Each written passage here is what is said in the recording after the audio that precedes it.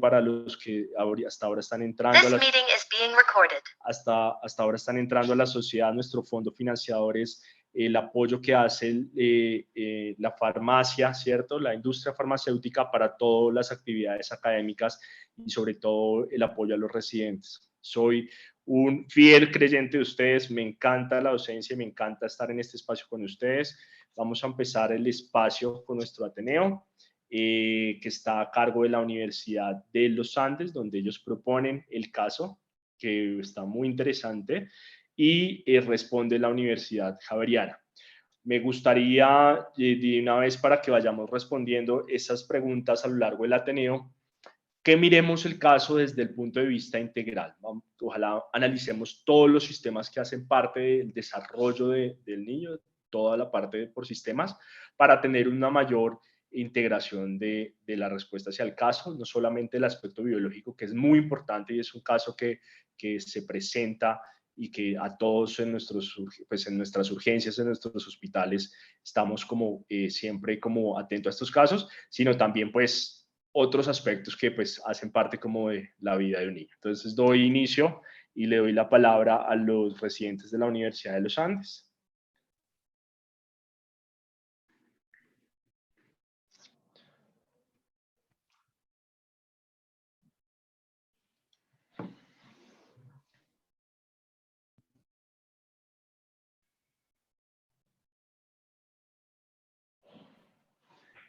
Buenas tardes para todos. Listo. Mónica, buenas tardes. ¿Tú empiezas entonces por parte de la Universidad de los Andes? Sí, señor. Perfecto, listo. Entonces si quieres, te presentas, de qué presentas como de qué año eres y haces la introducción.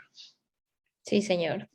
Bueno, buenas tardes para todos. Mi nombre es Mónica Gutiérrez. Yo soy residente de primer año de la Universidad de los Andes, residente de pediatría.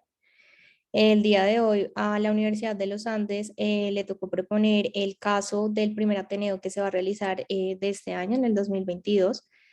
Así que pues vamos a dar inicio.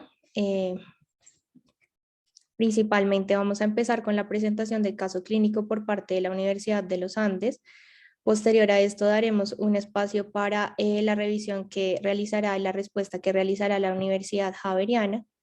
En tercer lugar, tenemos la presentación de unos hallazgos que se realizaron de una necropsia médica en la paciente y cerraremos finalmente con algunas conclusiones que realizamos sobre el caso clínico. Empezaremos con la presentación del caso.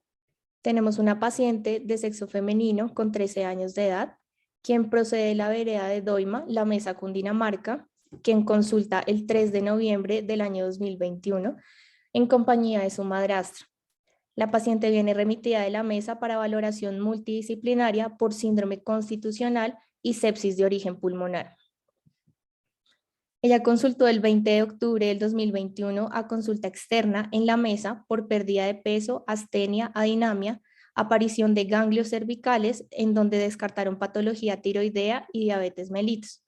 Reconsultaron al hospital de La Mesa una semana después por persistencia de pérdida de peso, inicio de tos, exacerbación de astenia y adinamia, diaforesis nocturna, fiebre de 48 horas y dolor abdominal. Se decidió hospitalizar, iniciar estudios y manejo. La paciente en la historia clínica tenía un reporte de unos paraclínicos extrainstitucionales en donde aportaban el reporte de una radiografía de tórax sin la imagen que evidenciaba infiltrados bilaterales y una neumonía multilobar.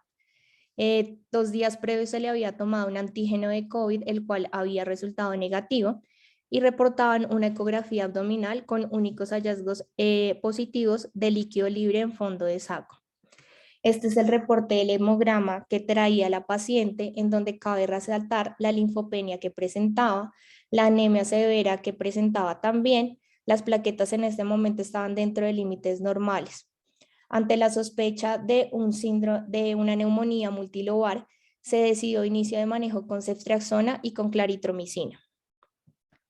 Se sospechó entonces en el sitio de remisión un síndrome constitucional y una sepsis de origen pulmonar. En cuanto a la parte de revisión por sistemas, reportaba una diuresis positiva, negaba disuria, no había presentado emesis, negaba contacto con pacientes sospechosos o positivos para COVID-19, refería a la familia que habían presentado síntomas de COVID en junio del 2021, en el cual no se realizaron pruebas en esta oportunidad, negaba viajes en los últimos 15 días y vivía en un municipio a 1.200 metros sobre el nivel del mar. Con respecto a sus antecedentes personales, tenemos que la paciente vivía en una finca desde hace 3 años con papá, madrastra y medio hermana de 15 años. Tenía 2 perros, 2 gatos, un gallo y un galpón de gallinas y se encontraba escolarizada en 8º grado. Había presentado su menarquia a los 12 años con fecha de última regla en septiembre del 2021, negada exposición a tóxicos o alergias conocidas. El PAI estaba completo para su edad, fue un PAI que refirieron de manera verbal y presentó una primera dosis para COVID, contra COVID en septiembre del 2021, estaba pendiente la segunda dosis. Se desconocían en este momento las condiciones demográficas de la primera infancia de la paciente y los controles ambulatorios previos a un mes. Al ingreso al examen físico, la paciente ingresó en un regular estado general, presentaba taquicardia, taquipnea, estaba febril, se encontraba con una máscara de no reinhalación a 15 litros por minuto. Encontrábamos palidez mucocutánea con una conjuntiva tarsal hipocrómica y una mucosa oral semiseca con una presencia de adenomegalias en cadena cervical posterior izquierda de 2.5 centímetros duras no móviles. Con respecto a su sistema cardiopulmonar, se encontraron únicamente roncus en ambas bases y en el abdomen se encontró doloroso a la palpación generalizada con adenomegalias inguinales bilaterales de 1 centímetro. Con respecto a su clasificación antropométrica, la paciente se encontraba en un riesgo de delgadez y en un riesgo de baja talla. Esta fue la primera radiografía de tórax que se realizó de manera institucional, en el cual se identificó extenso compromiso parenquimatoso con opacidades nodulares que tendían a confluir y consolidaciones bivasales como hallazgos más relevantes.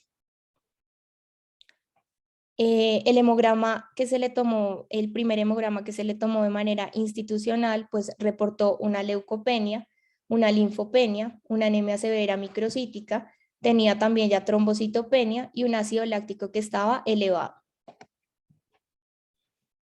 La LDH en este momento estaba alta, un ácido úrico que estaba dentro de límites normales, un consumo del fibrinógeno, ya que estaba disminuido, unos tiempos de coagulación que estaban prolongados, una PCR que era positiva significativa, unas transaminasas elevadas, una prueba de VIH rápida negativa, un aumento también de gamma glutiltransferasa y un antígeno de COVID que se repitió que estaba negativo. Se realizó un extendido de sangre periférica en el que cabe resaltar un 61% de neutrófilos, unos linfocitos del 20%, monocitos del 5%, linfocitos reactivos del 1% y callados del 13%. Se encontraron hematíes microcíticos hipocrómicos con moderada apoiquilocitosis, eliptocitosis de 2 cruces, una dianocitosis de 2 cruces y equinocitosis de 1 cruz. Un normoblasto por cada 100 leucocitos observados y unas plaquetas con recuento confirmado en lámina y con ocasionales macroplaquetas. Se realizó un TAC de cuello en el cual se identificaron múltiples ganglios linfáticos en las diferentes cadenas ganglionares, que son las que se resaltan con las flechas rojas en ambos lados del cuello, con un diámetro transverso máximo de 10 milímetros. Adicional a esto, pues se vieron de aspecto reactivo y se consideró correlacionar con ecografía. Se realizó un TAC de tórax con contraste en el que se identificó infiltrados a nivel parenquimatoso con tendencia a la consolidación, principalmente bivasal, y podemos identificar también nódulos sódulos multilobares y bilaterales de distribución difusa que confluían en áreas de consolidación, como expliqué anteriormente, de predominio en los lóbulos inferiores. Se sugirió descartar como primera posibilidad una etiología infecciosa en la paciente. Se realizó un TAC de abdomen en el cual se identificó principalmente una esplenomegalia con un diámetro longitudinal de 115 milímetros. Se identificó adicional a esto abundante cantidad de líquido en fondo de saco, con unos ganglios mesentéricos aumentados en número y tamaño con un eje corto de 15 milímetros. Esta fue la evolución radiológica que presentó la paciente y en este momento, ante encontrar una paciente con pues deterioro multiorgánico, en este caso por una falla a nivel hepática, respiratoria y hematológica, pues la evolución radiológica que presentó evidencia un claro compromiso parenquimatoso de la paciente de manera bilateral. La primera radiografía fue tomada el 3 de noviembre del 2021, con última radiografía el 5 de noviembre del 2021, evidenciando el claro compromiso parenquimatoso. En este momento, pues tenemos una paciente que ante los hallazgos y el compromiso multiorgánico que presentaba, sugería una neumonía multilobar en quien, dado la evolución tórpida, se sospechaba una infección por gérmenes oportunistas y una inmunosupresión, por lo cual se decidió iniciar manejo con trimetoprim, cefepime y anfotericina B. Aquí en esta tabla quisimos hacer una comparación paraclínica con respecto a los paraclínicos que se habían tomado previamente, que son los de la primera casilla comparados con las de la segunda toma. Evidenciamos que la paciente pues persiste con leucopenia, persiste con linfopenia, persiste con una anemia severa, las plaquetas pues se encuentran con una trombocitopenia, el ácido láctico va en aumento y tenemos un reporte de este momento de fila respiratorio con positivo para rinovirus y enterovirus, siendo negativo para los demás microorganismos. Tenemos acá en la segunda toma también una PCR que va en aumento, que es positiva de manera significativa, una segunda prueba de VIH rápida que se tomó siendo negativa, unas bilirrubinas que fueron completamente normales, se nota en la paciente una hipoalbuminemia, hipocalcemia, una hipomagnesemia y una hiponatremia, con un aumento también de la creatinina.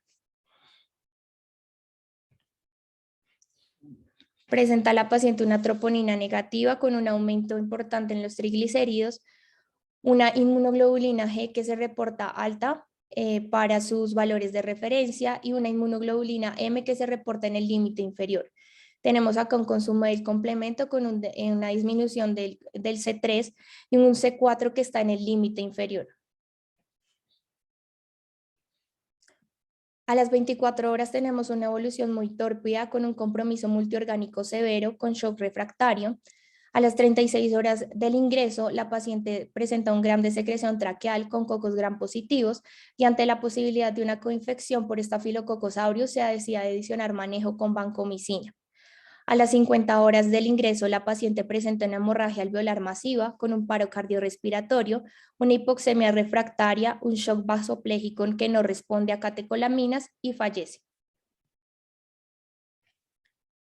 Adicional a esto, tuvimos la posibilidad de acceder a unos paraclínicos postmortem que se habían realizado a la paciente, en donde encontramos un perfil ferrocinético en el que se resalta la ferritina, el cual está aumentada en 8043. Tenemos un perfil autoinmune que es negativo, tanto sus ANAs, sus anti-DNAs, anticardiolipinas y antifosfolípidos, unos hemocultivos que son negativos a los 5 días, un cultivo de Mycobacterium tuberculosis que es negativo, un mielocultivo para gérmenes típicos que es negativo a los 20 días y un antígeno urinario para histoplasma que es negativo, con un antígeno de Cryptococcus neoformans que es negativo, unos anticuerpos de Histoclama capsulatum, que en este caso los títulos de anticuerpos entre 1 y 8 y 1 y 16 son considerados sugestivos de un posible contacto con el hongo, mientras que los títulos de anticuerpos mayores a 1,32 se consideran indicativos de una histoplasmosis activa.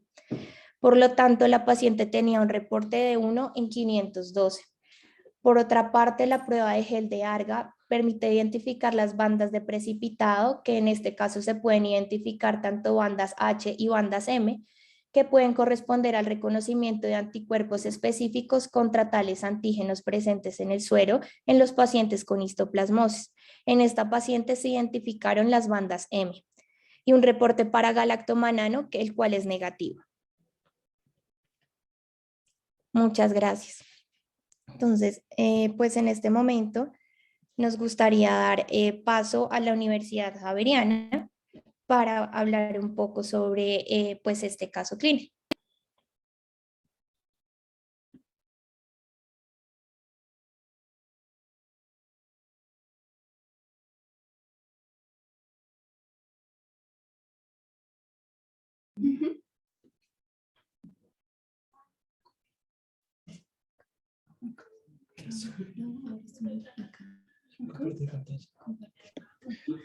Gabriela es de la Javeriana.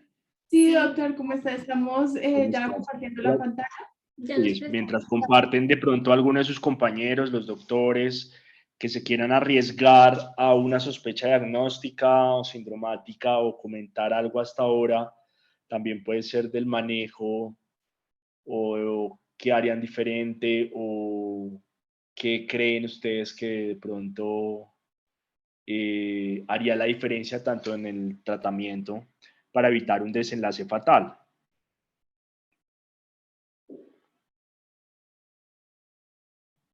Mientras van poniendo la presentación los residentes de la Javeriana.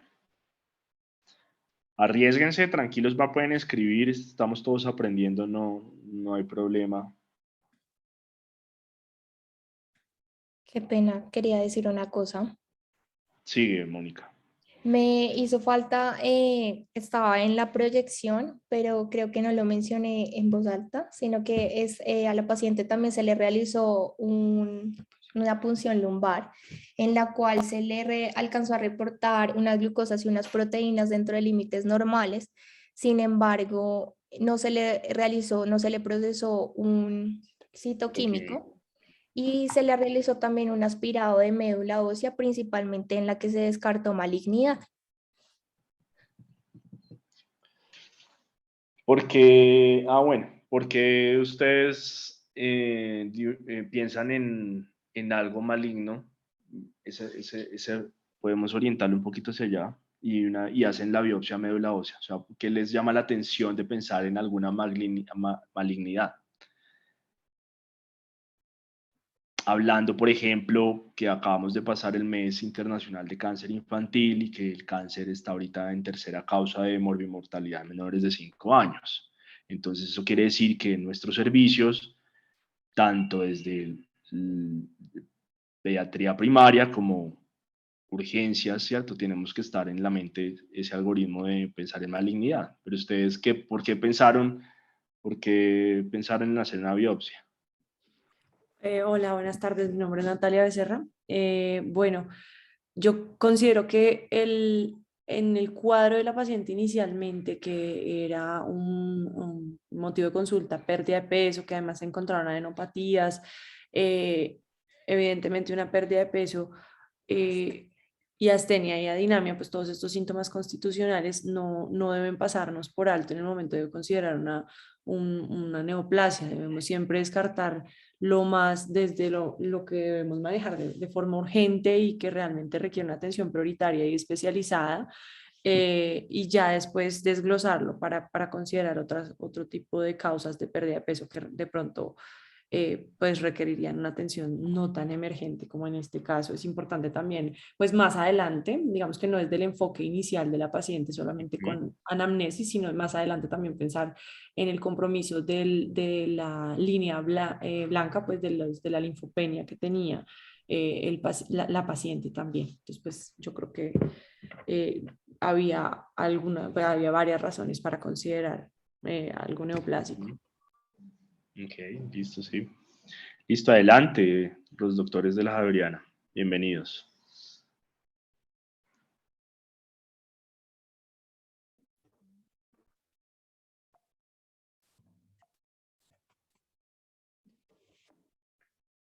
Bueno, buenas tardes. Nosotros somos residentes de pediatría de la Pontificia Universidad Javeriana. Estamos Alejandro Valdivesco, Gabriela Asensio, que son residentes de primer año, María Carolina Serrano y Alejandra González, residentes de segundo año. El día de hoy vamos a resolver el caso clínico enviado por nuestros compañeros de la Universidad de los Andes. Entonces, pues nosotros quisimos orientar el caso clínico acorde a sistemas, dado que pues es un caso que tiene como afectación de muchas cosas y es más importante como realizar como esa integración general para poder llegar a un diagnóstico final. Entonces, inicialmente, ¿qué tenemos? Pues a nivel neurológico, pues si bien no tenemos un citoquímico de líquido cefalorraquídeo pues completo como tal, acorde a los, digamos, al deterioro clínico que tuvo la paciente, que fue severo, no descartaríamos un compromiso a nivel del sistema nervioso central, a pesar de que no tenemos el cultivo tampoco, ni tenemos esta descripción para lograr como una etiología a este nivel, pero no se debería descartar el compromiso general a este nivel. Listo. A nivel cardiovascular, entonces inicialmente pues la paciente no presentaba pues digamos una disfunción cardíaca como tal, contamos con un ecocardiograma que era normal y una troponina negativa, y posteriormente la paciente progresa a un choque distributivo que fue refractario a catecolaminas, y pues hay que recordar que una de las principales causas de un choque distributivo como tal, refractario a catecolaminas, pues es la infecciosa. Pues en nuestra paciente consideramos una sepsis de origen pulmonar, sin embargo, pues digamos que hay que evaluar adicional a esto la refractariedad a las catecolaminas. Hay ciertos agentes que pudieran afectar la glándula suprarrenal como tal y generar este choque refractario a las mismas. A nivel renal, pues como vimos, tuvo una progresión de la creatinina que nos indicó una lesión renal CADIGO 1, que puede ser secundario pues, a deshidratación o a sepsis, como en el caso de nuestra paciente, y también evidenciamos un trastorno hidroelectrolítico, tenía una hiponatremia, una hipomagnesemia, que pues, puede ser secundario a su mismo estado de choque y de sepsis general. A nivel metabólico, evidenciamos una hipertrigliceridemia y una hipoalbuminemia. Una hipertrigliceridemia y la hipoalbuminemia puede ser secundario a un estado proinflamatorio por el estado infeccioso en el que se encontraba la paciente. Evidenciamos una hiperlactatemia que fue en un aumento secundario pues progresivo, puede ser por la hipoperfusión que presentó, y esto digamos que nos indicaría como el pronóstico futuro de la paciente, y pues esa elevación continua de ese lactato nos indicaría pues un mal pronóstico en general. Y también presentamos una elevación de las transaminasas que puede ser secundario a un patrón hepático necrocelular por isquemia y pues por el estado de choque que presentó la paciente.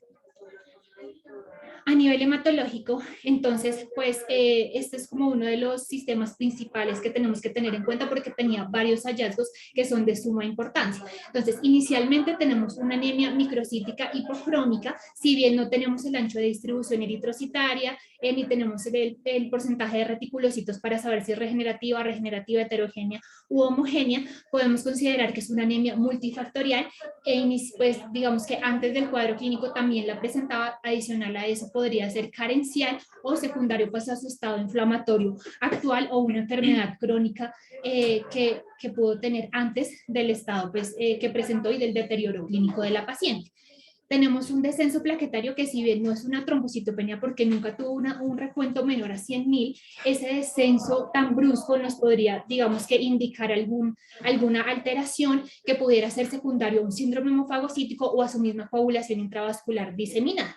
Y en el extendido de sangre periférica, lo que podemos ver es que tenemos células inmaduras en donde pues suponemos que la médula ósea está respondiendo pues a este estado inflamatorio como un reto inflamatorio secundario.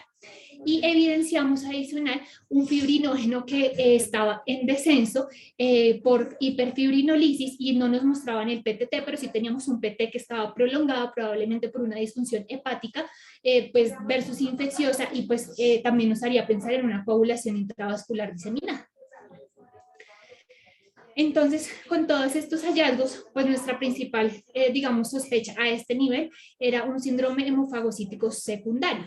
Teníamos varias cosas, digamos, que favorecían este diagnóstico como tal, y era una LDH elevada, si bien tenía anemia, pero más adelante vamos a ver los criterios, tenía una ferritina elevada, tenía la hipertrigliceridemia, teníamos fiebre, y aunque no tenemos como tal la BCG, porque si tuviéramos, digamos, la BCG, si se evidencia una trombocitopenia súbita, y si la BCG en vez de subir va en disminución, pues se debe pensar en un hemofagocítico.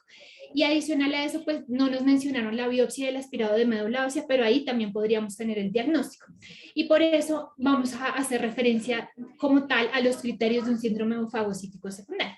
Entonces, los criterios diagnósticos en nuestra paciente, pues no teníamos el diagnóstico molecular y pues en ausencia del diagnóstico molecular debemos tener 5 de los siguientes. Fiebre, que nuestra paciente la presentaba, esplenomegalia, que si bien no estaba reportado en el caso, como vimos en la tomografía, la paciente tenía esplenomegalia. Citopenia en sangre periférica que afecta al menos 2 de los 3 linajes. La paciente tenía hemoglobina, no cumplía las plaquetas menor a 100.000 ni los neutrófilos menor a 1.000, pero ya teníamos 2 de estos criterios. La hipertrigliceridemia, que es el tercer criterio. Los hemofagocitos en médula ósea, en ganglio en base, esos no nos lo reportaban, pero digamos que hacen parte de estos. La actividad baja o ausente de las células natural killer, la ferritina mayor a 500, que sí, digamos, teníamos una ferritina en 8.000 y pues digamos que una elevación de la ferritina mayor a 1.000 nos haría pensar como tal en un hemofagocítico a pesar de que no cumpla los otros criterios, y un CD25 soluble mayor a 2.400. Si bien no teníamos todos los criterios completos, igual lo que dice la literatura es que a pesar de no tener todos los criterios completos, pero con una ferritina tan elevada, deberíamos pensar en un hemofagocítico, porque en algunos casos se demoran los resultados, pero no hay que dejar a un lado este diagnóstico a pesar de no cumplir los 5 de los 8 criterios.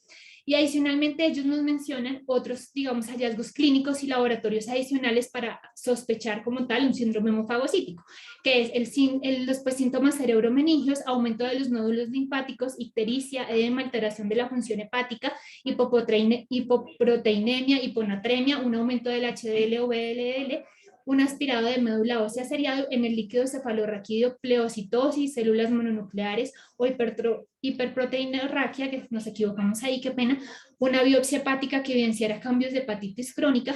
Entonces, digamos que en nuestra paciente cumplía muchos de esos criterios y por eso consideramos que podría cumplir con un síndrome hemofagocítico secundario a una causa que más adelante la vamos a mencionar. Desde el punto de vista reumatológico, nosotros consideramos que la paciente no tenía un diagnóstico de lupus. En primer lugar, por los anticuerpos antinucleares negativos, que si bien antes se describía lupus con ANAS negativos en por lo menos 1% de los casos, ahora en los nuevos criterios del EULAR vemos que tiene que haber unos títulos positivos por lo menos de 1 en 80 de ANAS para hablar de lupus.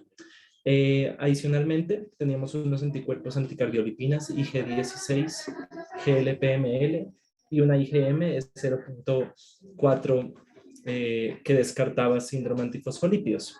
Nos hubiera gustado tener un reporte de ANCAS para poder pensar en una vasculitis.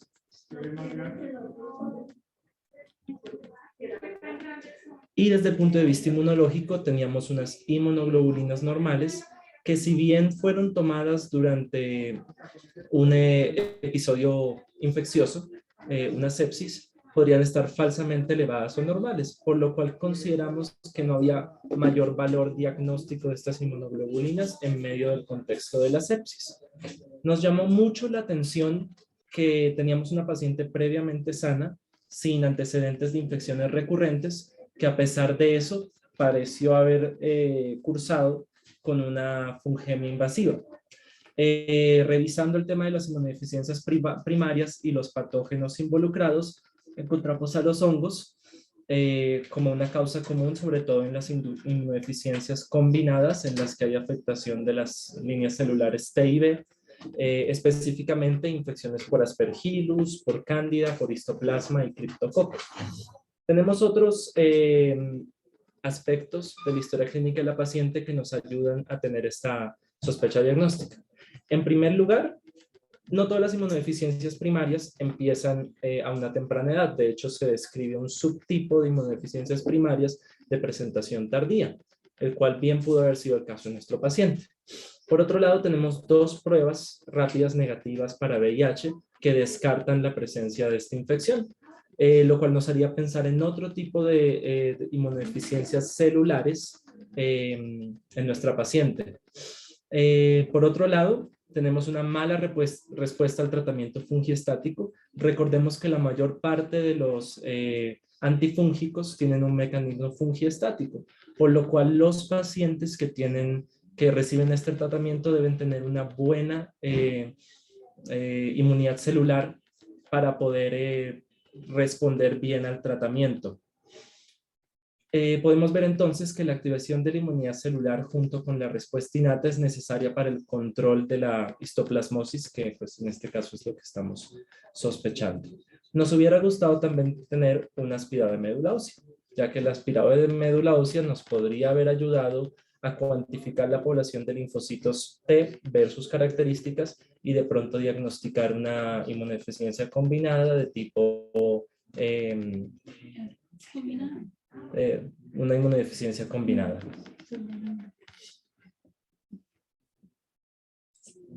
Listo, entonces en la parte pulmonar que tenemos, lo primero que nos mostraban es la radiografía de tórax, donde se evidenciaban lesiones alveolares bilaterales de predominio más que todo en lóbulos superiores, con consolidación en ambos tercios medios e inferiores de ambos campos pulmonares. Teníamos una tomografía que se evidenciaban también opacidades de ocupación alveolar con tendencia a la consolidación, que se localizaban más que todo en los segmentos anteriores de los lóbulos superiores de ambos lados, y otras también en región posterior. También pues, se evidenciaba un patrón de vidrio esmerilado. Y en la parte coronal también podíamos evidenciar igual las opacidades de ocupación alveolar y sonda en trayecto esofágico hacia la cámara gástrica. No se evidenciaban en este corte adenomegalias como tal, no las podíamos evidenciar, pero era predominante las opacidades de ocupación alveolar. Entonces, ya viendo pues las tres imágenes, la radiografía de tórax, la tomografía de tórax, llegamos a la conclusión de que evidentemente se evidenciaban un patrón pseudonodular, donde se puede clasificar tanto en micronódulos o macronódulos. Hay que tener en cuenta que no podíamos establecer evidentemente si tenía micro o macro por la superposición de las opacidades alveolares.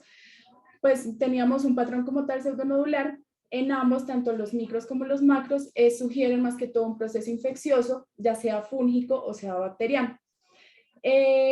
Con respecto pues, a los síntomas respiratorios, cuando vemos pues, la historia clínica, nos hablaba de una paciente de un mes, de una evolución de tos de un mes.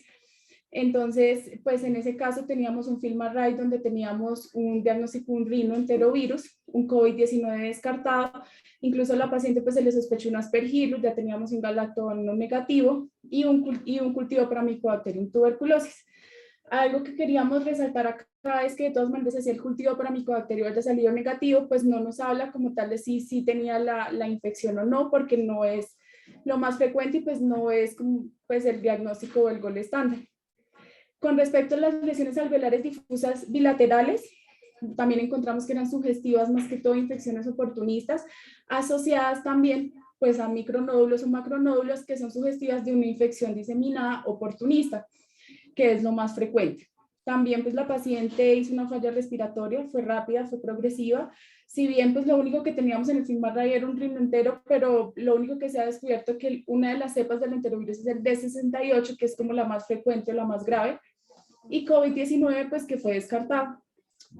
Otra cosa que también quería resaltar que también lo sospechamos es que tenía algunas cosas a favor de una vasculitis, como el patrón de vidrio esmerilado, y tenía nódulos a nivel pulmonar. Entonces, de todas maneras, lo que llevó a la paciente como tal a este compromiso fue su compromiso infeccioso pulmonar y es un shock distributivo, más que un compromiso de una capilaritis pulmonar que la haya hecho sangrar. Nos hubiese gustado también si a la paciente se le hubiese realizado un lavado broncoalveolar para mirar si tenía y descartarle pues, el cultivo como tal, incluso si estamos sospechando un síndrome hemofagocítico, macrófagos de inclusión, y pues también mirar como tal complejos de membrana. Entonces, creo que de pronto con eso nos hubiese orientado un poco más el diagnóstico. Bueno, ya finalmente para la parte infecciosa, entonces vamos a desglosar un poquito cada cosa que presentó nuestra paciente. En cuanto a la fiebre, vemos que la fiebre es una reacción inflamatoria, entonces acá tenemos que puede ser secundario a un proceso infeccioso, que es lo más común, o podemos sospecharlo como si fuera un síndrome hemofagocítico.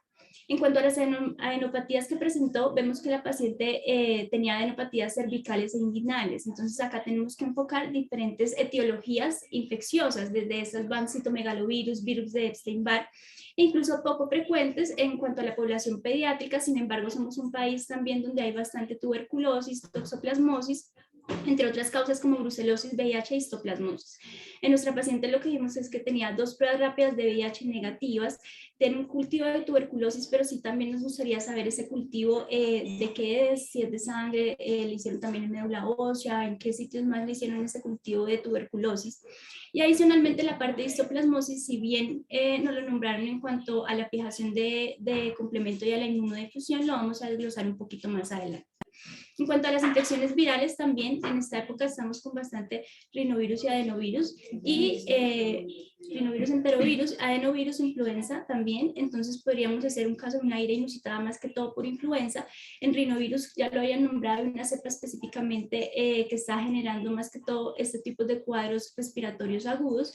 Y en cuanto a los paraclínicos que tenemos de nuestra paciente, que nos asocian más que todo un proceso infeccioso, tenemos una PCR-94, un CT10 consumido, que ya lo había mencionado Alejandro, que es mucho más común en causas infecciosas, y un FilmArray, donde tenemos que tiene un rino entero y se descartó aparentemente influenza, COVID, entre otras causas, las cuales no fueron mencionadas. La ferritina también lo contamos como un marcador inflamatorio, y en cuanto a los cultivos, vemos que tenemos cultivos negativos, el cultivo de tuberculosis, que ya explicamos un poquito, no sabemos en qué parte fue tomado ese cultivo, un mielocultivo que fue negativo a los 20 días, pero si nos vamos hacia las causas de infecciones oportunistas o infecciones fúngicas diseminadas, estos cultivos generalmente no crecen en un plazo, digamos, de 20 días, sino aproximadamente hasta 12 semanas. En cuanto a los citoquímicos, inicial lo habíamos dicho en la parte neurológica, es un citoquímico que no fue procesado completamente, entonces no podemos de ahí garantizar diferentes etiologías, digamos, que nos puedan aproximar, causas virales, causas bacterianas o una meningitis tuberculosa. Al igual, tampoco contamos con un cultivo de líquido cefalorraquídeo. También al inicio observamos que tiene un uroanálisis, el cual no es sugestivo de infección, tampoco tenía piuria. ¿Qué más tenemos a nivel infeccioso? Entonces, si nos vamos y empezamos, la paciente empezó con leucopenia más linfopenia. Ellos describen que está en un estado de caquexia, pero nosotros lo tomamos más a que podría ser una emaciación, y esa emaciación como tal puede darle estados de leucopenia, linfopenia. Adicionalmente, causas infecciosas como tuberculosis e histoplasmosis también se ven que pueden afectar y generar, pues, en la línea hematológica, leucopenia y linfopenia. Algo muy importante en nuestra paciente es que tiene exposición a galpones de gallina. Eso nos hace entonces empezar a enfocarnos en diferentes agentes infecciosos. Está la influenza aviar, está el histoplasma, está el Mycobacterium avium, Cryptococcus neoformans, E. coli o Salmonella.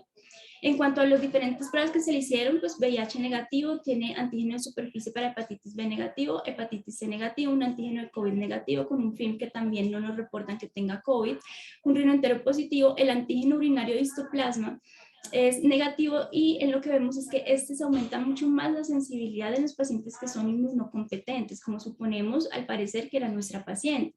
El estudio por inmunodifusión de banda M nos puede mostrar, digamos, los casos agudos tanto crónicos, y ya la fijación de complemento, que tenemos uno en 512 y uno en 8, aunque si bien dicen que puede ser asociado con una infección aguda, también puede ser asociado con una infección crónica en cuanto a histoplasmosis y manifestarte como un título débil. En este caso el de 1 en 8, pero ya miraremos más adelante los criterios. En cuanto a las diferentes etiologías infecciosas y fúngicas, entonces acá tenemos la paracoccidomicosis, que también tenemos que tenerla en cuenta porque puede tener diferentes presentaciones. Entonces están las presentaciones generalmente diseminadas, las formas agudas juveniles, donde vemos en las agudas juveniles un síndrome constitucional. Nuestra paciente tenía un síndrome constitucional, fiebre, malestar general y apatía.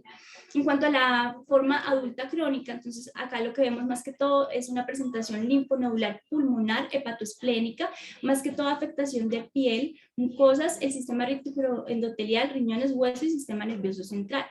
Nódulos puede presentar linfáticos cervicales, inguinales y mesentéricos, y también cuando ya hacen afectación pulmonar vamos a tener linfadenopatías iliares e infiltrados miliares. También, ¿qué es característico de la paracoccidomicosis? Puede presentarse con anemia hasta el 90%. La BCG elevada en este caso no la teníamos, y como nos decía Alejandra, en el caso del hemofagocítico puede presentarse en cualquier proceso infeccioso, entonces esto también nos ayudaría a ver porque se consumiría más que todo. La hipoalbuminemia por estados inflamatorios, hipergamaglobulinemia que ya la tenía, sin embargo estaba en un estado de sepsis que puede falsear estos resultados, y elevación de transaminasas hasta en un 20% que nuestra paciente también lo tenía. hacen hemofagocítico secundario y también tienen afectación de glándula suprarrenal, como lo pueden tener otros agentes fúngicos y hacer un choque refractario a catecolaminas. En cuanto al criptococo, entonces generalmente las formas subclínicas van a ser lo principal, son asintomáticas. Vamos a ver que el sistema inmunológico se va a alterar y ahí genera la infección activa. Estos son generalmente casos, digamos, en pacientes inmunosuprimidos, donde tenemos ese sistema inmunológico alterado y hacemos que haya una infección activa, más que todo en VIH. La enfermedad pulmonar aislada es poco común, generalmente se presenta más criptococosis del sistema nervioso o diseminada como causa más frecuente. Los síntomas pueden ser inespecíficos, va desde tos, esputo, hemoptisis, disnea, dolor torácico, fiebre, diaforesis nocturna y pérdida de peso. Al parecer nuestra paciente tenía un síndrome constitucional, pero no se especifica qué otros síntomas manifestaba también. En cuanto a la radiografía, nódulos solitarios no calcificados, infiltrados lobares, adenopatías ciliares, mediastínicas y derrame pleural. En cuanto a la parte del antígeno sérico, pues generalmente es menos sensible en la criptococosis pulmonar que en la meningitis criptocóxica y también puede tener afectación de la glándula suprarrenal generando un choque refractario. En cuanto a la histoplasmosis, entonces la histoplasmosis puede ser histoplasma capsulatum o duboisi. El primer caso que se vio fue en 1905, principalmente cuando empezaron a construir el canal de Panamá. Un médico, Darling, empezó a ver, digamos, este tipo de microorganismo que asemejaba a un plasmodium y que también pues lo llamaron histo, como las células histocíticas. Entonces él dijo como un histoplasma. Posteriormente se determinó que era un hongo y también tenía un dismorfismo que puede tener presentación de levadura o micelios también, y después conidias, tanto micro o macroconidias. Generalmente va a estar en suelos húmedos que contienen grandes cantidades de excremento de aves o excremento de murciélagos. Entonces, si recordamos en el caso de la paciente, como les decía inicial, ella tiene contacto con galpones en el sitio pues donde vive, y entonces esto es súper importante porque ahí puede residir este tipo de hongo, tanto por el excremento de las aves y el excremento del murciélago, que también les gusta mucho la parte de los galpones. En cuanto a la inhalación, generalmente se hace por microconidia, que es la forma infectante.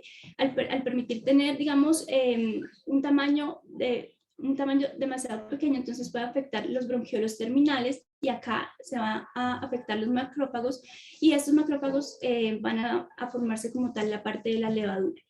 La infección aguda puede tener tanto aguda reactivación o reinfección, y la inmunidad, lo que vemos es que principalmente vamos a tener interferón gamma, que a partir de los linfocitos TCD4 va a generar macrófagos activados, y por esta causa de inmunidad celular, cuando hay un deterioro en en los casos de VIH, que vemos que menores de 150, un recuento total de CD4 es donde mucho más histoplasmosis diseminada puede presentar este tipo de diseminación. Hasta un 90% pueden ser asintomáticos o autolimitadas, tienen un periodo de incubación de 3 a 17 días en promedio, puede ser histoplasmosis pulmonar aguda, subaguda o crónica, y que depende más que todo, digamos, la presentación de del paciente, del estado inmunológico y del tamaño del inóculo al cual estuvo expuesto. En cuanto a diferenciarlo, puede presentar un cuadro muy similar a tuberculosis. Generalmente la histoplasmosis diseminada es mucho más grave, y afectación de la glándula suprarrenal también, con un cuadro de un hemofagocítico también secundario y un choque refractario. En cuanto a la aspergilosis, vemos que pues, está principalmente en la tierra, aire acondicionado. Se presenta como inhalación de esporas en las vías respiratorias inferiores o por traumas, incluso por los accesos periféricos, más que todo frecuente en pacientes con inmunosupresión. En pacientes con malignidad hematológica se reporta mucho este tipo de infección. Puede estar en senos paranasales, piel o tracto gastrointestinal. Hay diferentes tipos, digamos la aspergilosis pulmonar invasiva, que se da más que todo en inmunocomprometidos, es muy raro en inmunocompetentes y es progresiva y genera un deterioro muy rápido. También puede haber la forma de aspergilosis alérgica pulmonar o el aspergiloma, y los síntomas van a ser muy inespecíficos, desde dolor pleurítico, hemoptisis o lesiones en piel. Si vemos cualquier tipo de hongo puede generar lesiones en piel, nuestra paciente al parecer no los presentaba, y esto sería un hallazgo también muy importante porque nos podría orientar a qué tipo de microorganismo puede ser. En cuanto a la fiebre, es una fiebre alta que generalmente no va a responder a antipiréticos. En los casos donde vemos aspergilosis pulmonar invasiva, si no se trata, este paciente va a llegar a una falla respiratoria multiorgánica, muerte y hasta un 59% compromiso pulmonar con diseminación al sistema nervioso central, y un hemofagocítico secundario también lo puede presentar. También tenemos que hablar de los casos de tuberculosis pulmonar, tanto pulmonar y diseminada, porque pues vemos que tenemos el complejo de Mycobacterium complex, donde está el Mycobacterium tuberculosis, y este principalmente de un lento crecimiento. Entonces por eso hacíamos énfasis a los cultivos cuánto tiempo, después no los muestran porque puede ser un crecimiento bastante lento, hasta 12 semanas o más. Generalmente las infecciones pulmonares son síntomas inespecíficos y más en los niños. En cuanto a la presentación ya diseminada, puede ser diseminación linfohematógena, compromiso miliar, diseminado y sistema nervioso central, y en los niños se presenta mucho más paucivacilar. Los cultivos y las pruebas rápidas pueden ser negativos, esto también es un reto en el abordaje diagnóstico, y lo que estamos viendo hoy en día es la parte del diagnóstico molecular por reacción en cadena en polimerasa, donde podemos hacer el aislamiento microbiológico. Sin embargo, a tener en cuenta que no muchos sitios tienen este tipo de paraclínico. Pueden hacer un síndrome de reconstitución inmune en el momento que se inicia la terapia, afectando la parte inmune y generando una reacción mucho más agresiva en este tipo de pacientes. Ya finalmente el Mycobacterium avium es el complejo de Mycobacterium, como hablamos también avium, puede presentarse más que todo por transmisión hacia la parte de gallinas y galpones. Es una micobacteria de crecimiento lento, no cromógeno. La transmisión se da más que todo por inhalación y los síntomas se enfocan mucho más que todo hacia pulmonares o sistémicos. ¿Qué es lo característico que podemos ver en este tipo de enfermedad? Es que son enfermedades fibrocavitarias, apicales o infiltrados nodulares intersticiales que a menudo afectan el lóbulo medio o la lengua. Generalmente el diagnóstico lo hacemos con biopsia pulmonar transbronquial, o pues pueden presentar otro tipo de características histopatológicas, como digamos que hagan una inflamación granulomatosa, o digamos en el momento que tengan un cultivo positivo también. Y también en el lavado bronquialveolar es importante porque lo podríamos ver, tanto los vacilos. Entonces ya con todo esto que expusimos, nosotros queremos traerles a colación los criterios de la STE de histoplasmosis, que es el consenso territorial epidemiológico como tal, donde vemos que hay criterios tanto clínicos de laboratorio confirmatorios y laboratorios no confirmatorios. Si nos vamos hacia los clínicos y desglosamos a nuestra paciente, tenemos los siguientes. Entonces nuestra paciente tenía fiebre, tos, al parecer no tenía lesiones en piel como un eritema multiforme o nodoso, por lo que les decía, las infecciones fúngicas suelen hacer muchas manifestaciones en piel, o que tenga al menos uno de los siguientes: una radiografía de tórax anormal, tenía infiltrados pulmonares, no tenía cavitaciones, esto nos hablaría más que todo en histoplasmosis crónica. Derrame pleural al parecer pues no era muy específico, lo pudo presentar posterior ya cuando tuvo mayor deterioro clínico. Adenopatías ciliares o mediastinales tampoco, y o que tenga evidencia clínica de enfermedad diseminada. Entonces úlceras gastrointestinales, eso lo podríamos ver más que todo en la autopsia, si al parecer la tienen también iban a hablar de esta. Lesiones en piel, mucosa, linfadenopatías periféricas, teníamos linfadenopatías cervicales e inguinales. En el caso de nuestra paciente tiene una visitopenia más que todo, por lo que hablábamos, pues puede ser hasta pancitopenia posteriormente, pero inicial tenía una anemia, luego una linfopenia, trombocitopenia no lo contamos por los diferentes criterios que vimos que usualmente es menor de 100.000, pero probablemente esta paciente iba mucho más allá, teniendo una coagulación intravascular diseminada asociada o un hemofagocito. Hepatosplenomegalia, vemos que nuestra paciente tenía esplenomegalia y lóbulos linfáticos abdominales al parecer no los tenía. En cuanto a los laboratorios confirmatorios, entonces acá es donde vamos a tener mayor énfasis, porque tenemos que tener un cultivo de histoplasma capsulatum de una muestra clínica como tal. Identificación del histoplasma en tejido o un fluido estéril por histopatología por levadura, que es la forma infectante. Sin embargo, hay algunas literaturas donde dicen que se puede encontrar tanto forma de levadura o micelio. El aumento más de 4 veces o mayor o igual a 4 de anticuerpos de histoplasma capsulatum de cualquier tipo, tomado por fijación de complemento, por lo menos 2 semanas de diferencia. Porque en este caso pues vemos que sí los tiene, pero no ha sido tomado, digamos, con 2 semanas de diferencia posterior al confirmatorio. Detección en suero de bandas H, esto lo pueden presentar hasta menos del 20% de la población, en el caso de nuestra paciente no lo tiene, y esto se hace por test de inmunodifusión. Detección de suero de bandas M histoplasma capsulatum, sí lo tenía nuestra paciente, sin embargo, tenemos un test que tiene que confirmarse posteriormente, o sea, tiene que tener este test, pero también cuando vamos a ver este criterio, tiene que tener uno previo negativo. Demostración de un material genético de histoplasma, ya sea una muestra clínica, ya usando un ensayo validado, por ejemplo, reacción en cadena por polimerasa.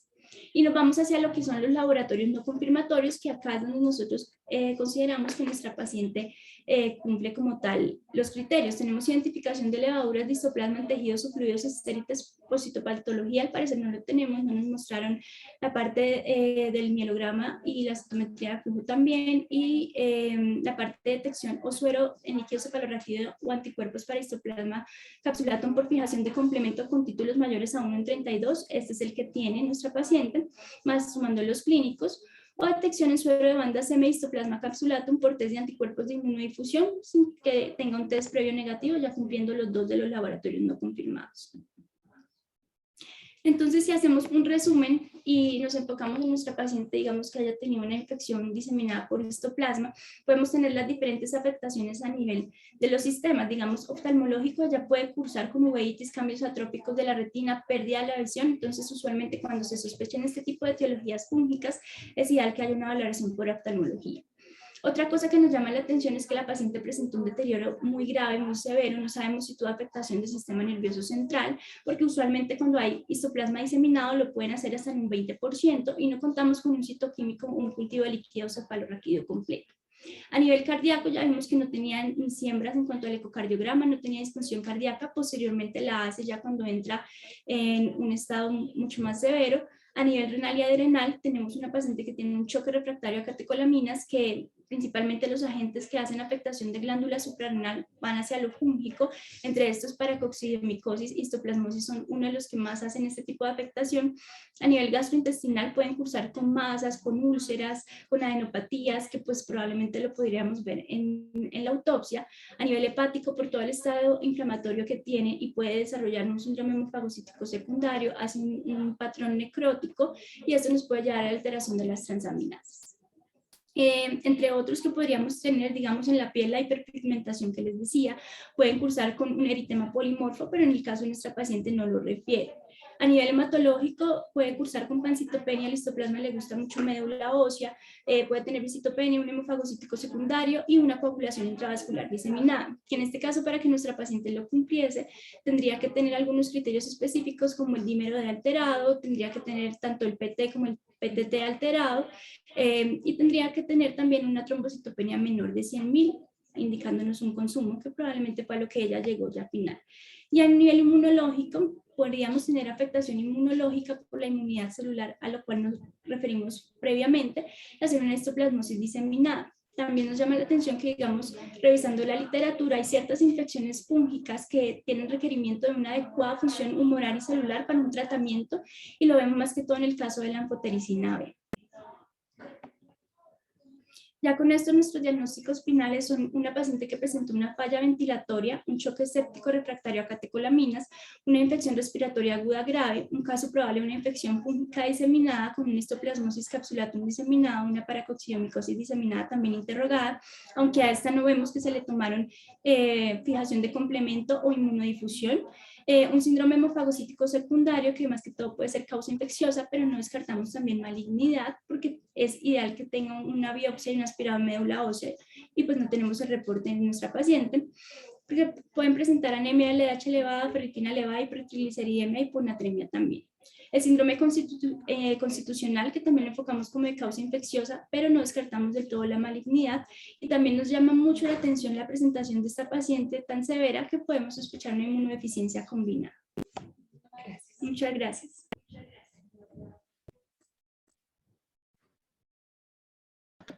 Perfecto, Gabriela, muy completo, muchas gracias. Antes de darle la palabra al doctor Londoño, no sé si los doctores de la Universidad de los Andes quieren complementar algo frente a las preguntas que hicieron sus compañeros de la Javeriana, de los estudios que solicitaron o algo más.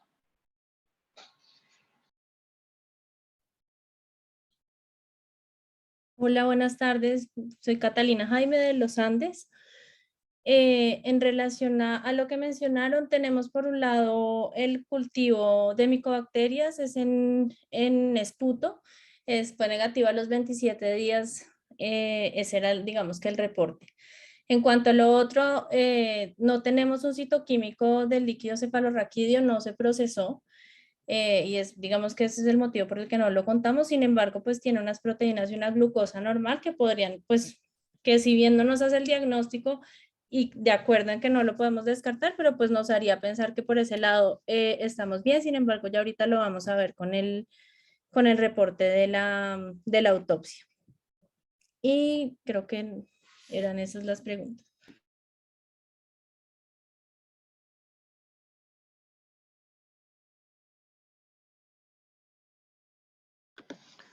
Perfecto, entonces continúen con la necropsia.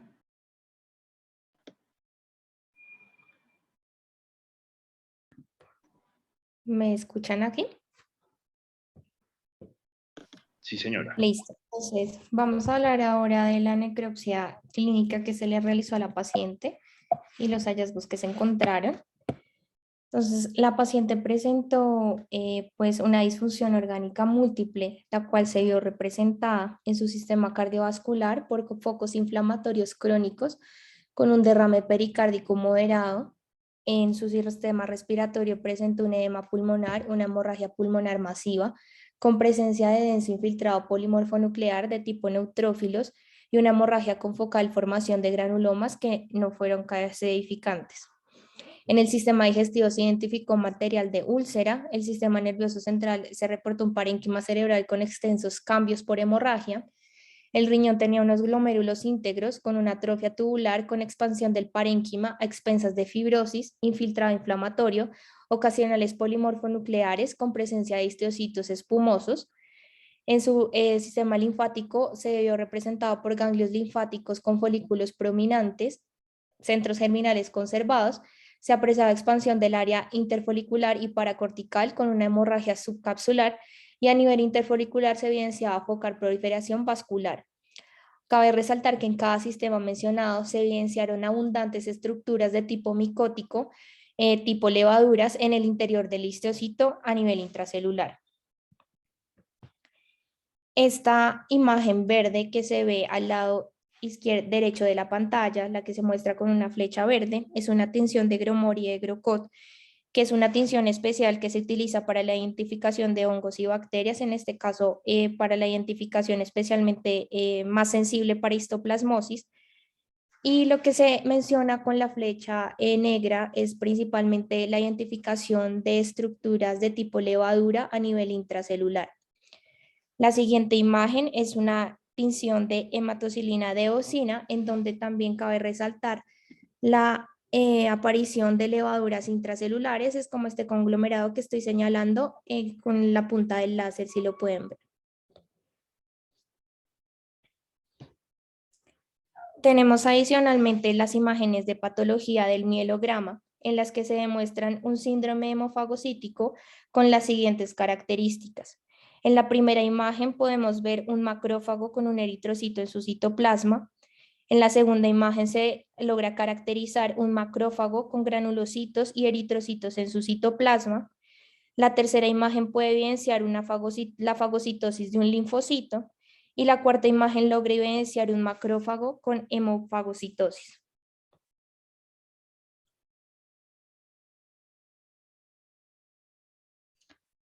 Adicional a quisimos destacar cuáles podrían ser los posibles diagnósticos diferenciales de las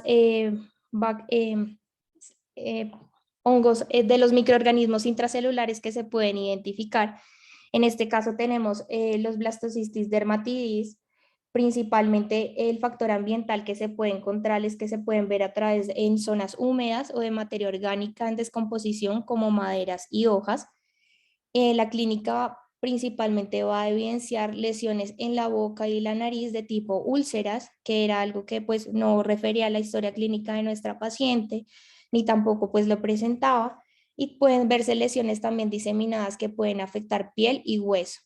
En la parte histológica vamos a encontrar principalmente levaduras en brote de base ancha, como lo vemos en esta imagen azul, que es la primera que muestro acá, y principalmente lo que se va a identificar es este borde de pared celular doble, que era algo que no se veía en la histología que se presentó de la paciente. El blastocistis sí hay en Colombia, pero digamos que algo que característico que se tenía que ver, como mencioné anteriormente, en la necropsia, pues en la patología, era la pared celular doble. Con respecto a coccidoides imitis y Thalassomisis marnefei, son principalmente, pues el coccidoide se puede ver en tormentas de polvo y terremotos y obras en construcción, y la clínica va a predominar con un rash tóxico, dolor en las articulaciones e inflamación. Las estructuras principales a nivel histológico que vamos a encontrar son estructuras de tipo esférulas, como sacos llenos de esporas, que fue algo que tampoco se identificó actualmente en la paciente. El Thalassomiasis pues, tiene factores ambientales en varios reportes de casos que ha sido desconocido y en algunos otros se ha identificado en contacto con ratas de bambú.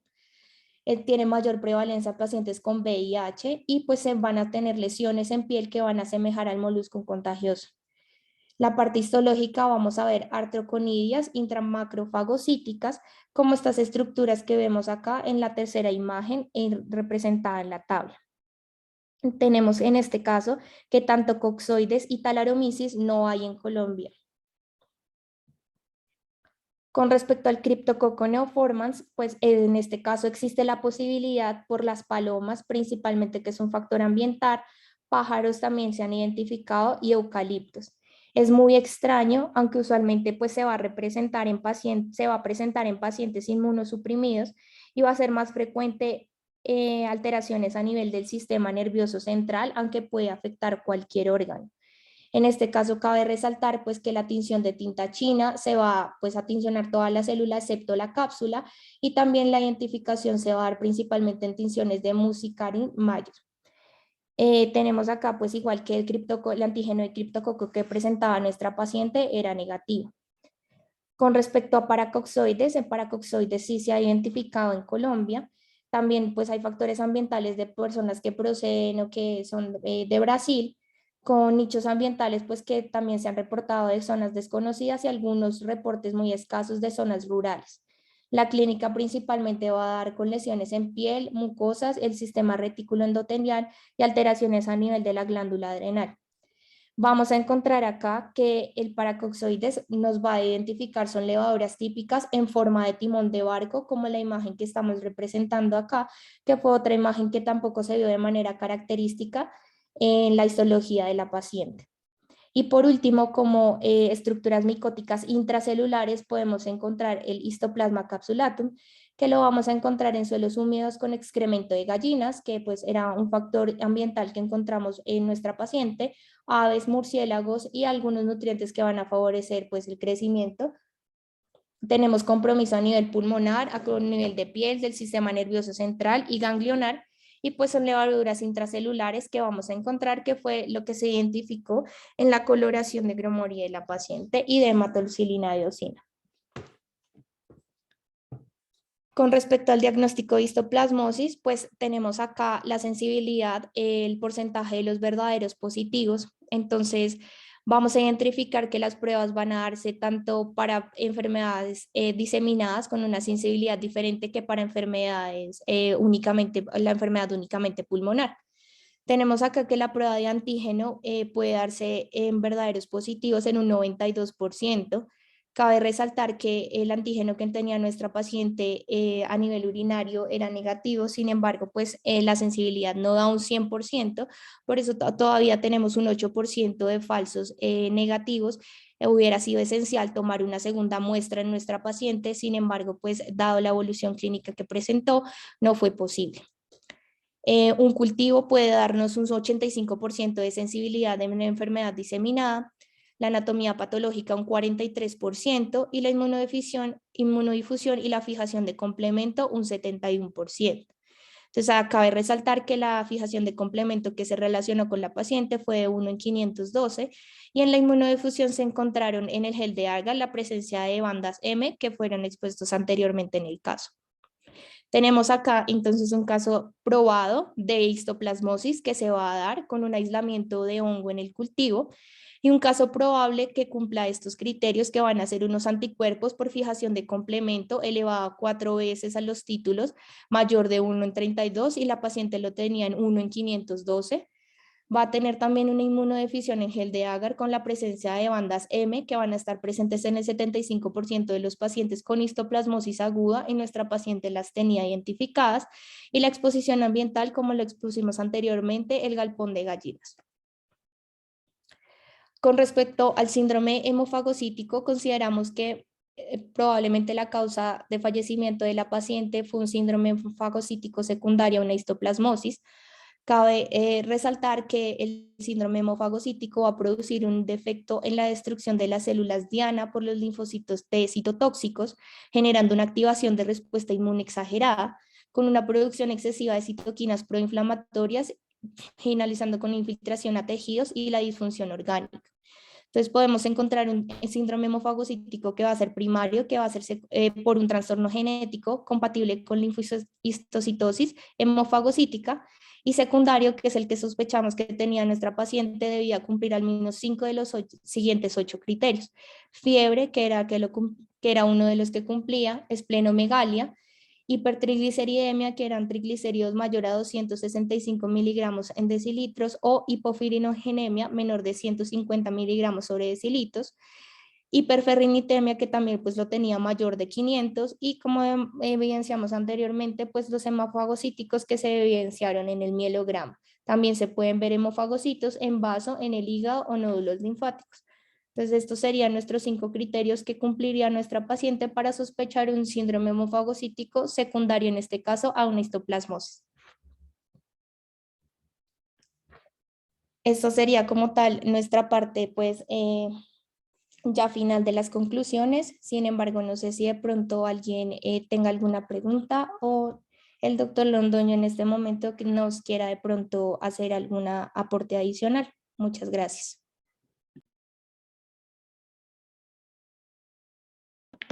Porfa, Susana, ¿autorizas a Juan Pablo, que está ahí pendiente? Hola, hola Daniel, creo que ya lo logramos. Perfecto. Bueno, Damos la gracias. bienvenida al doctor Juan Pablo Londoño, quien es profesor de la Universidad de los Andes y la Universidad del Rosario, y al igual infectólogo pediatra en la Clínica Infantil Colsubsidio.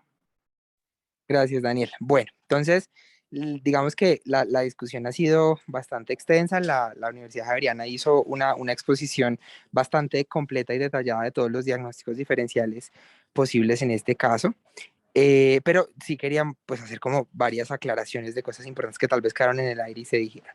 Entonces, lo primero que ustedes tienen que pensar, y fue la razón por la que cuando vimos a esta paciente recién llegó por urgencias, decidimos iniciar un manejo amplio, pensando en diferenciales en una niña con un cuadro que era de subagudo a crónico, con compromiso pulmonar importante, con unos paraclínicos que mostraban una linfopenia importante. Entonces, dentro de los diferenciales grandes que teníamos en eso, de neumonías, digamos que no mejoran con el tratamiento habitual, una de las posibilidades es resistencia. No es el cuadro típico de esta niña de la resistencia, porque pues primero ya es muy larvado, los cuadros bacterianos son muchísimo más agudos que este.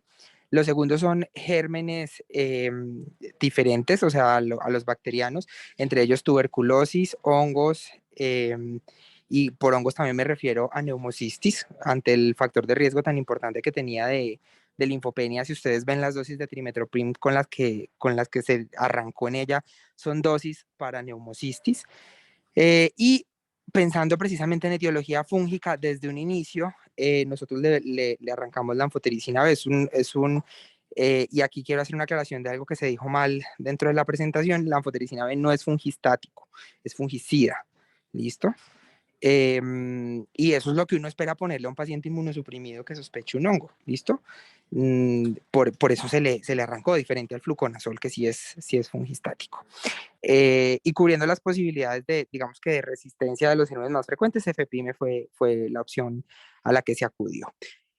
Otra de las opciones en una neumonía que no mejora, que ustedes siempre deben pensar, es un problema de control de la fuente, que no es el caso de esta niña, y es, por ejemplo, un caso de una neumonía que empeora y sigue con fiebre y sigue con fiebre, que tenga derrame, o que el control del foco no se haya controlado. Muchas veces eso también hay que pensarlo. Y pues, como ya se discutió ampliamente, pues digamos que la niña llegó en un estadio bastante avanzado de un hemofagocítico secundario a su infección por histoplasma, y pues falleció a los 2 días de estar acá en la clínica, a los 2 días de estar aquí en la clínica. Pero siempre es para que lo pienses desde el principio. Una neumonía, el curso típico de esto, una neumonía no debe durar 5 días y seguir estando mal, no debe perder el peso que perdió esta niña. O sea, eso no es típico de una neumonía. Y ahí he hecho la cuña, y siempre pensar en cáncer es súper importante, que creo que eso ya Daniel lo dejó claro como en la discusión entre el caso y la discusión. Y de hecho, gran parte del esfuerzo se centró en tratar de buscar si había alguna etiología maligna en esto. Con respecto al diagnóstico de hemofagocítico, no se vieron los hemofagocitos en médula, pero recuerden que ese criterio no es necesario para el diagnóstico. Puede uno no tener hemofagocitos en médula ósea y tener un síndrome hemofagocítico. Muchas de estos criterios diagnósticos buscan como tratar de objetivizar el diagnóstico, sobre todo en estudios epidemiológicos, pero muchas veces clínicamente no los alcanzamos a cumplir todos. Claramente la ferritina, como mencionaron, por encima de 1000 es un marcador importante para estos casos. Y esos eran mis comentarios. No sé si hay preguntas, dudas o alguien más quiere opinar.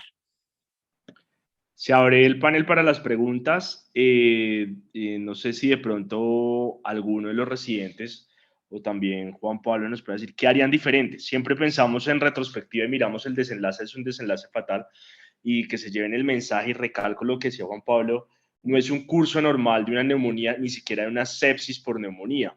Acuérdense que nosotros cuando en pediatría empezamos a tratar una enfermedad, una patología, siempre hay que reevaluar.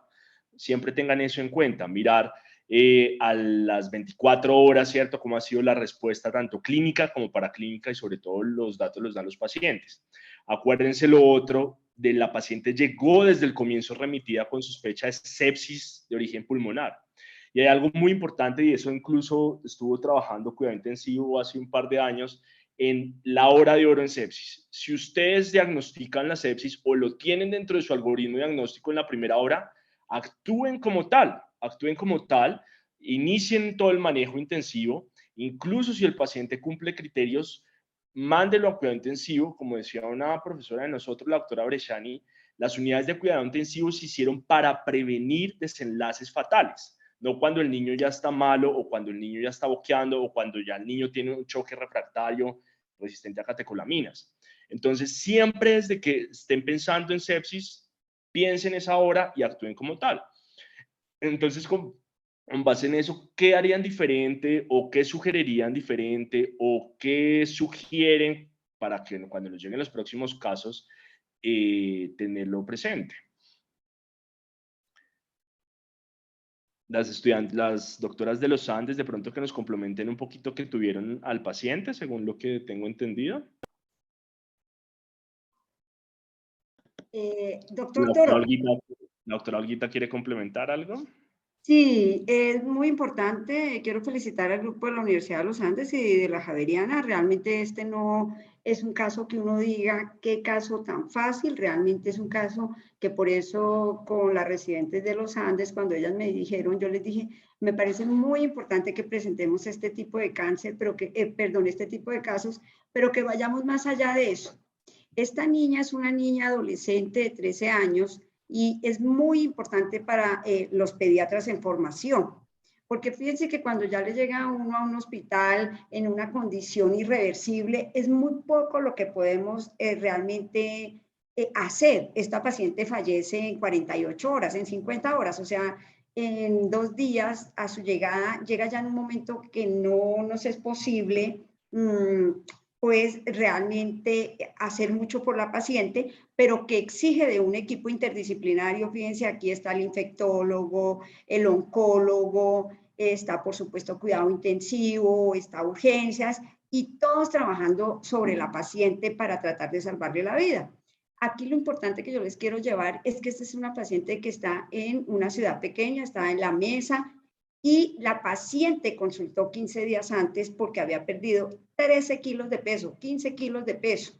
Entonces, no debemos de no entender a los pacientes cuando un paciente consulta y que un adolescente pierda 15 kilos de peso en un mes es algo que es grave. Tenemos que hacer muy buenas historias, porque esa fue una oportunidad de oro, de pronto no para devolverla a la casa, sino para tratar de ver qué era lo que le estaba pasando. Por supuesto, también el grupo de pediatría de La Mesa lo hizo muy bien, porque es fácil cuando aquí ya presentamos el caso completo y tenemos los resultados de los exámenes, resultados que claramente nos salieron 2 o 3 semanas después, y por supuesto también la autopsia. pero la pediatra, la doctora Cañó, que fue la que estuvo en la mesa, ella hace un diagnóstico muy certero y es lo que ustedes como residentes y nosotros como pediatras tenemos que hacer cuando vemos un paciente en una condición como la que tenía la niña, y es que ella dice, esta niña, la primera placa que les presentaron la doctora Mónica Gutiérrez y la doctora Catalina Jaime, es la placa que la tomamos aquí en la clínica infantil, pero es muy similar a la placa que la paciente le tomaron en la mesa, y es una placa que da un compromiso multilobar, que le dice a uno, algo está muy mal en esta paciente. Las posibilidades son muchas, muy bien ubicados, y aquí está la posibilidad de una tuberculosis. Tuberculosis sigue siendo una patología que no debemos descartar en ningún momento, y además en una paciente con pérdida de peso, con un síndrome constitucional. Entonces, fíjese cómo esa entrada, porque de pronto esos 15 días, no quiero decir que hubiera cambiado definitivamente y radicalmente la evolución de la paciente, pero nos hubiera dado más espacio, más tiempo para poder realmente actuar.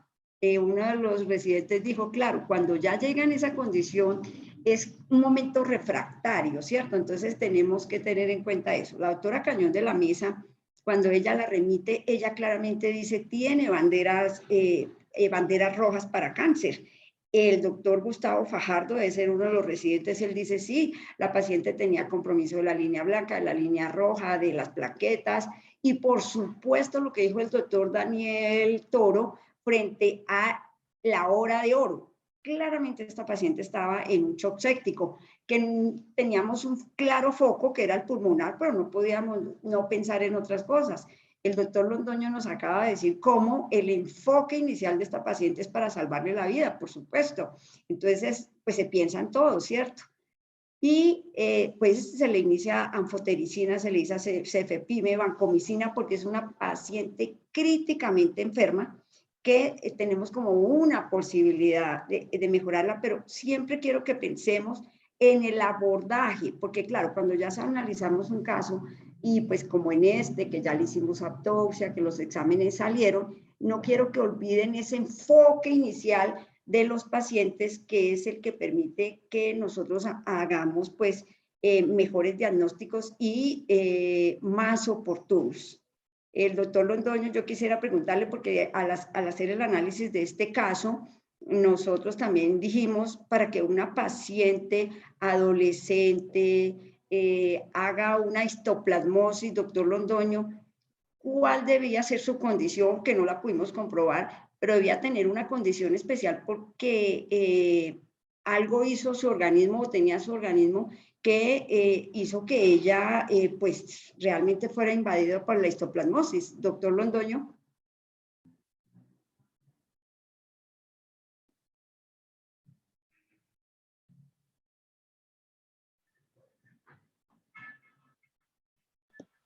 Doctor Juan Pablo. Hola, doctora. Perdón un momentico, es que se me cayó la señal. Le estaba preguntando, porque realmente después de que todo lo que nos muestran los residentes frente a este caso, esta es una adolescente que tiene pérdida, en un mes perdió 15 kilos de peso, hizo un compromiso de todo su organismo, lo que nos acaban de mostrar de la autopsia. ¿Qué podría tener de base esta paciente para que un histoplasma realmente, y como lo dijo aquí la doctora Juliana Silva, muy bien la residente, dice algo que tenía que tener como una inmunodeficiencia, pues no alcanzamos a poder estudiarla y comprobarla? ¿Qué dijo el grupo de infectología? Sí, de acuerdo. Eso también lo discutimos ampliamente en el grupo. Digamos que histoplasma es un patógeno primario humano, o sea, uno puede tener una histoplasmosis en una persona inmunológicamente sana, y eso es, digamos que, esperable, porque es un patógeno humano. Diferente a otros escenarios de patógenos que son oportunistas. Pero histoplasma tiene una característica adicional, es que las presentaciones severas de la histoplasmosis sí hacen pensar en defectos de la inmunidad, sobre todo en sobre todo inmunidad relacionada con linfocito, con la inmunidad celular. Por ejemplo, VIH es una opción, las inmunodeficiencias celulares en todo el espectro, y las enfermedades reumatológicas. se discutió, digamos que mucho dentro del grupo la posibilidad de una enfermedad reumatológica. Es una niña en la edad de presentación habitual de enfermedad reumatológica, tenía un complemento consumido. Digamos que todo eso era una posibilidad. El enfoque diagnóstico completo de la enfermedad reumatológica no se alcanzó a hacer antes de que falleciera, razón pues por la cual no tenemos un diagnóstico como bien lo explicaron los residentes de la Javeriana. No cumple completamente para ninguno de los criterios porque no se alcanzaron a completar, pero sí muy probablemente esta niña cursara con algún defecto de su inmunidad, sea primario o secundario. Gracias, doctor Londoño. Yo tengo una pregunta, pero antes estaba el doctor Perdón. Juan Luis. Sí, Otra seguimos con el característica doctor. importante es que la niña falleció en una hemorragia alveolar, que si bien el histoplasma se presenta también con hemorragias alveolares, muchos procesos reumatológicos asociados a vasculíticos sobre todo, también cursan con esto. Entonces, digamos que es otro punto para hacer pensar que si es una niña con su inmunidad deteriorada, y seguramente hay que pensar en algo reumatológico.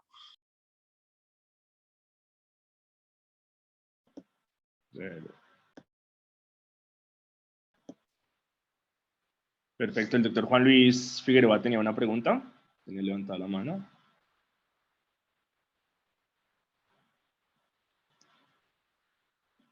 Susan, le damos la palabra, por favor, al doctor Juan Luis Figueroa.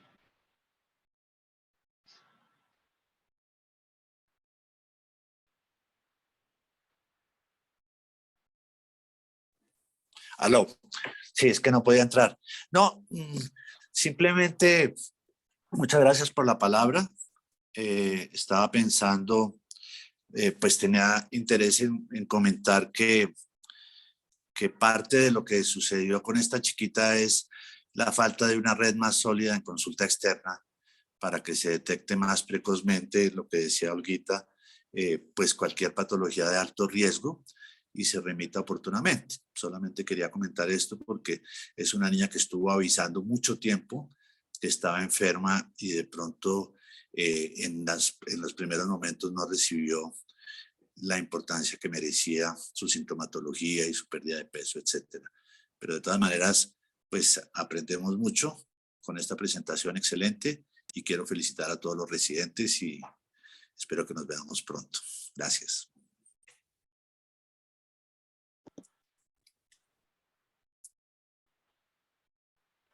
Perfecto, muchas gracias, doctor. Yo tengo una pregunta frente al manejo crítico a las residentes de los Andes. ¿Cuándo empezaron a sospechar que estaba la paciente con un síndrome hemofagocítico? ¿En qué momento? ¿Ya estando en cuidado intensivo o antes en urgencias? ¿Por qué lo pregunto? También depende, no es, ahorita preguntaban por interno, Juliana Silva preguntaba que si es común o no es común este síndrome. No es tan común, pero frente a un desenlace como llega la paciente, uno tiene siempre que pensar en un hemofagocítico y sobre todo en un choque séptico tiene que estar en común y más con esos hallazgos. No sé, las residentes de los Andes de pronto nos quieran complementar algo de la pregunta. Sí, doctor. Desde que la paciente estuvo en urgencias con los resultados iniciales de los laboratorios, se sospechó, o sea, se pensó que podía ser un cuadro de un síndrome hemofagocítico. Sin embargo, pues lo ideal antes de iniciar un manejo como pulsos de corticoide o inmunoglobulinas es como tomar las muestras para descartar malignidad. Y en función de eso, digamos que así se organizó. La paciente estaba con una falla respiratoria, ante lo cual no podía hacerse la sedación para un aspirado de médula y una punción lumbar. Y una vez estuvo ya intubada en la unidad de cuidado intensivo, fue que se hizo la punción lumbar y al momento digamos, como de hacer la confirmación del hemofagocítico, pues la paciente ya estaba con un deterioro clínico severo y falleció antes de que pudieran iniciarle manejo. Pero la sospecha clínica estaba desde urgencias. Sí, de acuerdo. Sí, respondiste bien esa pregunta. No sé si de pronto hay algún colega intensivista que nos acompañe o Olguita que pronto puede ver ahí todos. Lo pregunto es porque el manejo, si bien cuando uno ya lo tiene en mente, ¿cierto? El síndrome hemofagocítico es potencialmente fatal.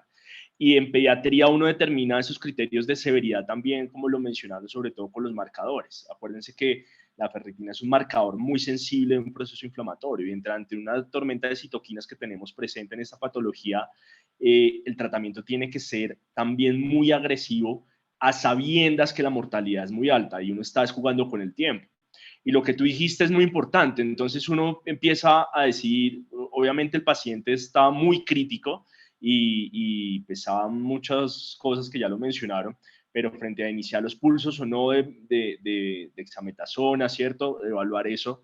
Acuérdense que ante una sospecha de malignidad también siempre tienen que tener biopsia antes de iniciar pulsos de corticoides. Esto aplica para todos los residentes, porque cuando una vez uno inicia los pulsos, el pronóstico cambia totalmente si estamos hablando frente a una patología de malignidad. Cambian la biopsia, o sea, se tiran la biopsia y después uno no sabe frente a qué estadio estamos hablando, por ejemplo, una leucemia o, ¿cierto? O otra patología maligna asociada. Entonces, no sé si algún residente que esté en cuidado intensivo quiera complementar algo.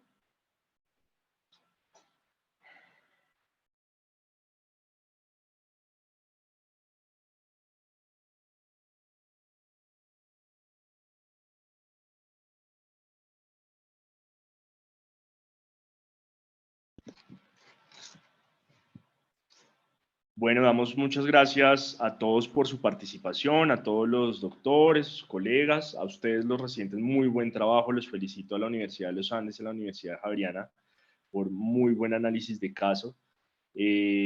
Acuérdense los comentarios de todos sus docentes que han hablado. Siempre el niño avisa, que es algo lo bonito de la pediatría. El niño va avisando, avisando, avisando, entonces uno retrospectivo, lo que decían, toca ver en esa consulta prioritaria, presencial, uno cuando hace el interrogatorio medioambiental, pues si uno le dicen que la niña tiene gallinas, galpones de gallinas, pues ya se le tiene que encender el semáforo, ¿cierto? Frente a gérmenes o patógenos infecciosos asociados a eso. Eso lo veo mucho y los estudiantes de los Andes lo ven mucho en la pediatría social con la doctora María Lucía también en Madrid, que también se presentan casos así similares frente a lo nivel medioambiental. Me dicen que está la doctora Valencia también, que de pronto quiere hacer un comentario, no sé, frente al caso, ya que es pediatra intensivista y profesora de ustedes. Doctora Valencia, Susan, le damos la palabra, por favor. No, me parece que el caso estuvo muy bien revisado y que concuerdo muy bien con el doctor Juan Luis en que se ha debido alertar antes. Me llama mucho la atención y sí quisiera llamarle la atención a todos los residentes que están trabajando y a todos los pediatras que tenemos que ser mucho más exhaustivos con las historias clínicas. Este es un paciente que tenía una historia clínica de 3 meses y no sabemos qué pasó antes. Esta niña podía tener un histoplasma desde antes porque no sabemos ni siquiera si había estado enferma antes. Entonces es importante que tengamos mucho más cuidado con las historias clínicas. Pero felicito a los grupos de los residentes que presentaron un excelente trabajo.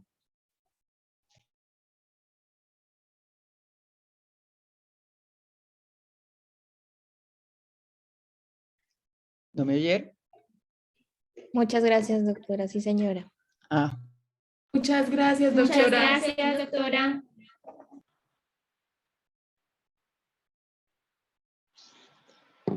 Muchas gracias a todos por su participación. Les recordamos a los residentes que una vez graduados, la Sociedad de Pediatría Bogotá los beca al primer año de la afiliación hacia la misma sociedad.